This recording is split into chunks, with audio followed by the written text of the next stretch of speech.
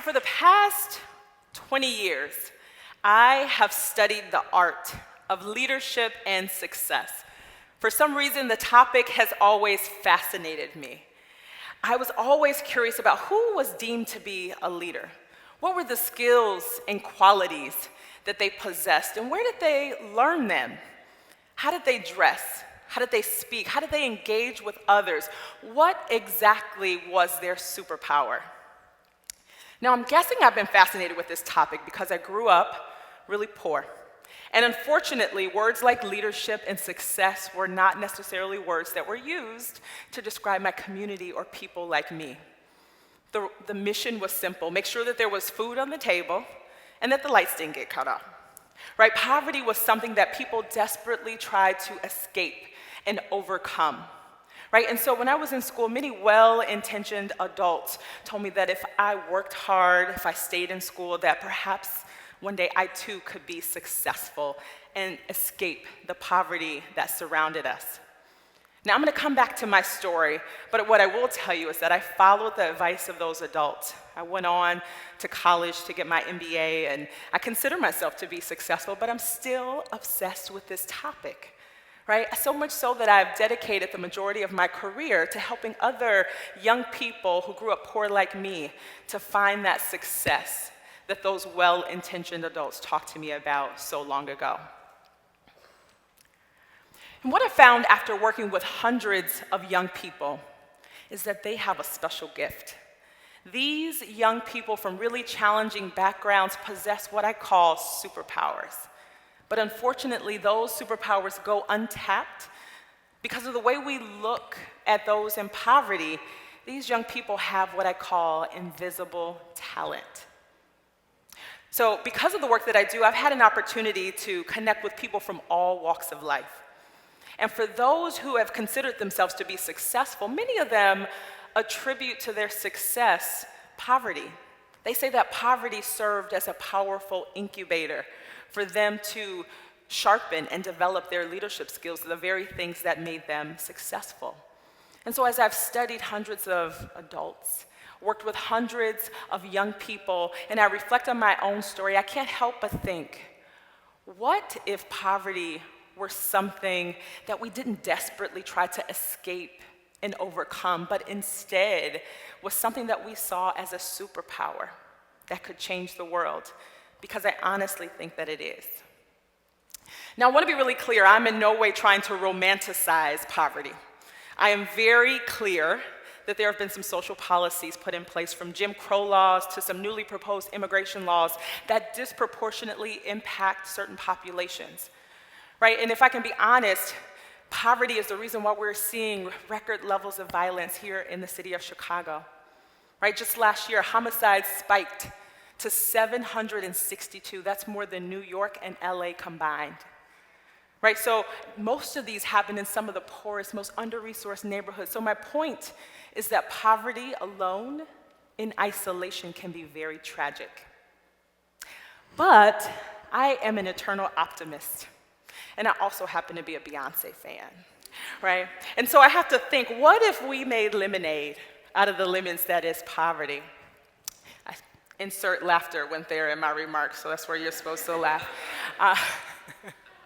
So I want to tell you about a student, Nia, who's done just that. She made lemonade out of lemons. We were having lunch about last year this time, and she confided in me that she was homeless.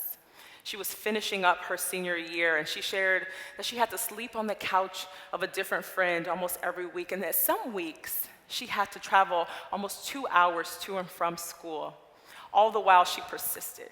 She was applying to college and participating in the program that I have the privilege of running, Chicago Scholars. She applied to 12 different schools, got accepted to most of them, including her dream school.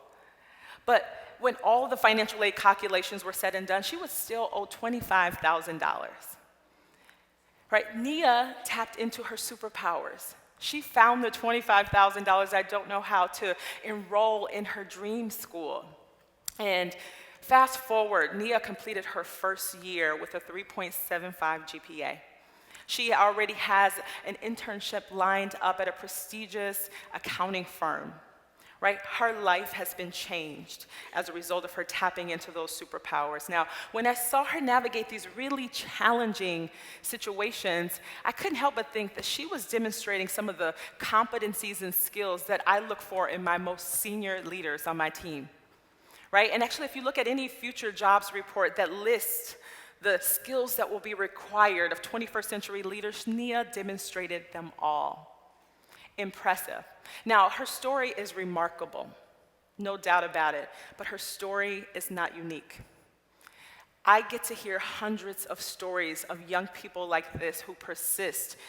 They apply to Chicago Scholars hoping to find that success. And what I know for sure after meeting these young people is that when you have to decide where you're going to sleep each night, when you have to decide which route to take on the way to school to avoid any challenges along the way, and when you have to figure out how to stretch $7 until mom's next payday, you get to be really creative.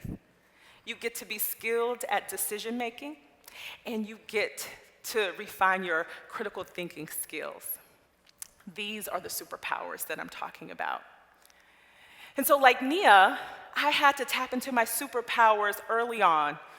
So I was born right here in Chicago to teen parents in a housing project that no longer exists. And while we escaped the projects, I had a chance to come back on a regular occasion.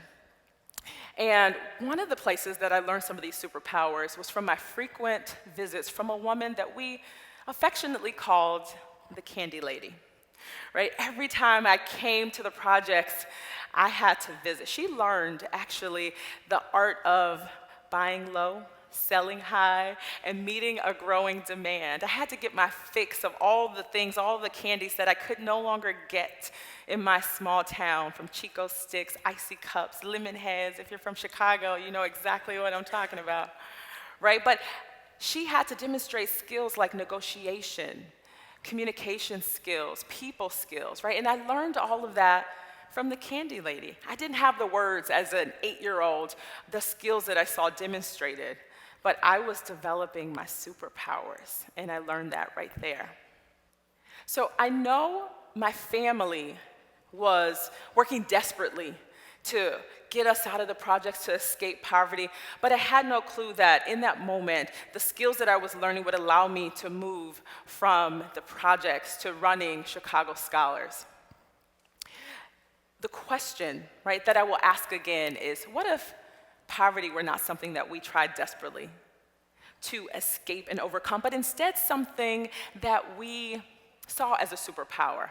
Right? The real question, though, is how do you take the invisible talent that exists inside of those who live in poverty, and how do you turn that into a superpower? How do you activate that? I think the answer is simple. And that simple answer is belief, right? Belief in yourself, someone believing in you, and then you believing in something bigger than yourself, right?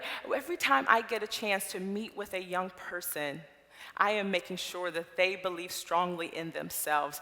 I operate as their poverty translator.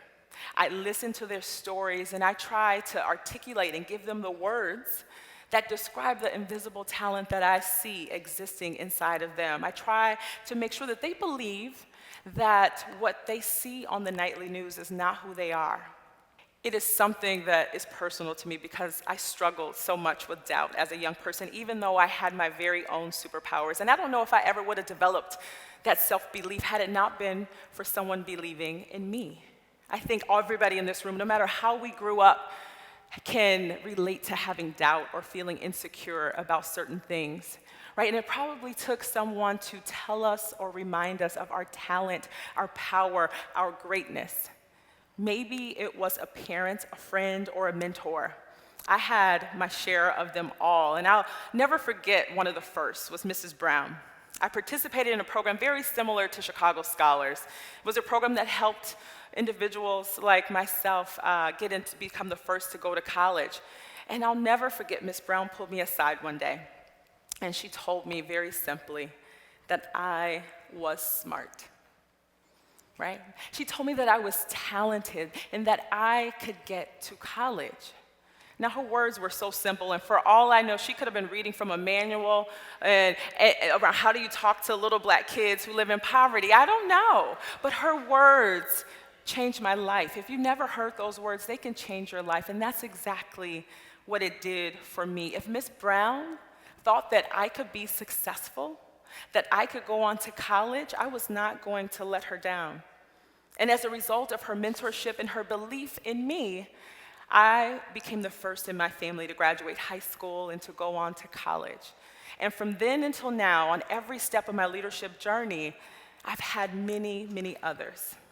Mr. Smith, Mr. Potts, Miss Petrie, Susan, Chastity, Tim, so many others. They became my poverty translators. They helped me to understand my own invisible talent and turn that into my superpower. And in the moment that it got really hard and I wanted to quit, they reminded me of the bigger picture. They reminded me of my why. I had to remember what God's purpose was for my life, what my hard work could mean for my family, for my unborn children, for my community, my country, my people.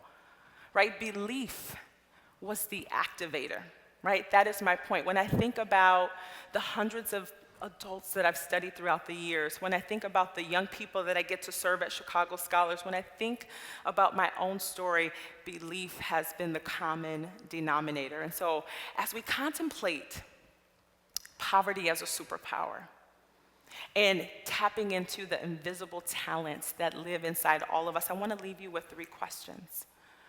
What could happen when invisible talent meets up with belief?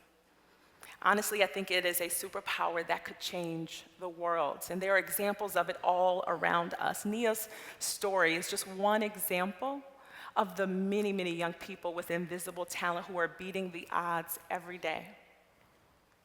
The second question is, what if we could rethink leadership? What if we could unlearn the biases that we have towards people in poverty? What if we could blow up the traditional rubrics that we use to assess leadership and success and who gets to have it? What if we truly did believe that poverty was a superpower? Right? If we did, something as random as the ACT would not be the ticket for entry on a college campus like this. And my last and probably the most important question is, what role do you play? What can you do? And again, the answer is simple. That is, believe. If you happen to be the person who has a history of humble beginnings, I want you to embrace it. Rather than trying to escape and overcome it like we did, remember that with that poverty that you inherited comes with it qualities like creativity, resilience, passion.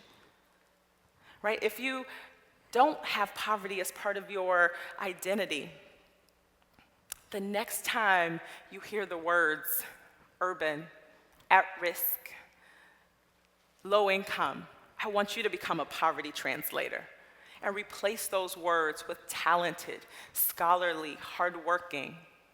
Right? And if you happen to be privileged enough to work with or know someone who has that history of humble beginnings, who identifies as under-resourced or low income, I want you to remember everything that they had to overcome to be standing alongside you. I want you to motivate them, encourage them, help them to tap into those invisible talents that we know can turn into superpowers. I want you to believe, actually, that you have your own superpowers.